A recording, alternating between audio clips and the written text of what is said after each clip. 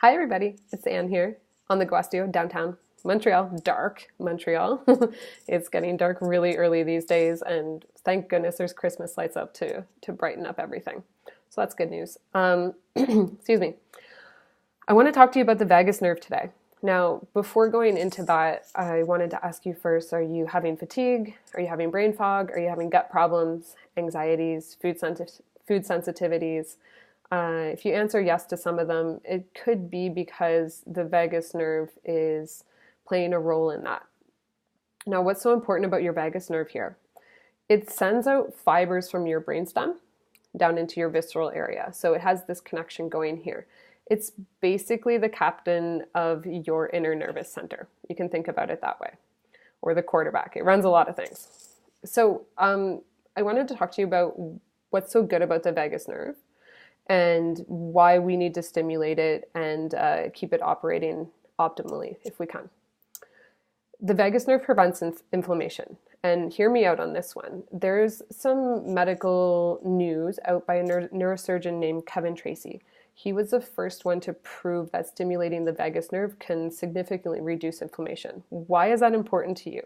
Well, it's important because generally we hold quite a bit of inflammation in the joints. If you eat quite a bit of sugar, if you have inflammation from different kinds of foods and so on, perhaps you're exercising at a very high level. Things like that can produce inflammation in the body. So we want to decrease that, and by stimulating and working the vagus nerve, we can do that. So naturally, which is great. So that's something really to think about. It initiates your body's relaxation response. So basically it chills you out, and you want to do that on a daily basis too. It's hard to get to sleep when you're not really in a chilled out mood. And lastly, what it can do is it translates information from your gut to your brain. So there's a lot of messages traveling back and forth here, and that's pretty important, so what tells you when you're full? Your vagus nerve. Okay, things like that.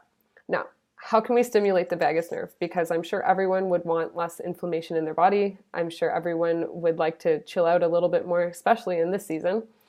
And here are some tips that I came up with. I went through quite a bit of research here. Dip your face in cold water. Doesn't sound fun in the winter, does it? I had a client ask me if he could go roll in the snow naked. I didn't say no, but I guess it's okay. So I actually dip my face in cold water in the morning. Some of our clients take cold showers, and they find that can get the vagus nerve quite stimulated. It'll take a little while to get used to. It might not be your cup of tea. So if you don't enjoy it, don't do it. There's some other ways coming up. Yoga. Yoga is a good one because there was a study done, actually. A 12-week yoga intervention was associated with a control group who did 12 weeks of walking every day. And the 12-week yoga people ended up being able to have improvements in their mood and anxiety more than the walking group did.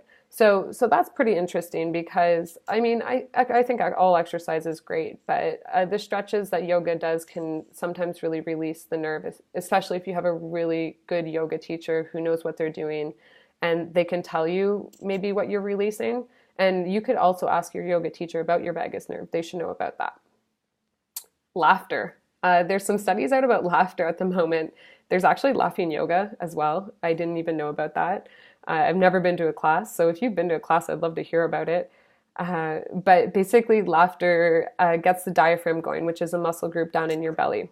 And when the diaphragm has movements induced by laughter, it can help improve the cardiac vagal tone, which means it reflects how much your heart rate is influenced by your breathing.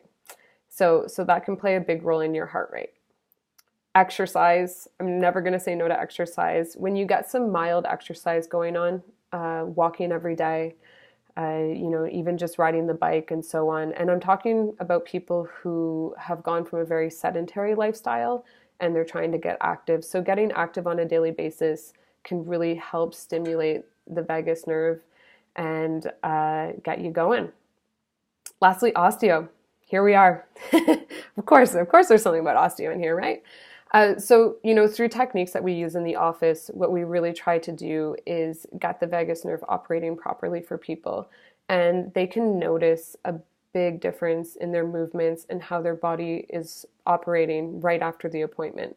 Now, is this the one-stop shop to solve all your problems? No, it'll help at the moment, but we do need to also talk about maybe what you're eating and maybe your exercise patterns and so on, and get you up and going again. So there's other things that we'd like to couple with it in here too, but we can get you started, and we're always happy to help you out and give you some advice and a little program to follow. So what we want to do is help the body function properly. And if you know anyone that maybe wants to learn about the vagus nerve or hear some of these tips, just share it, share the video.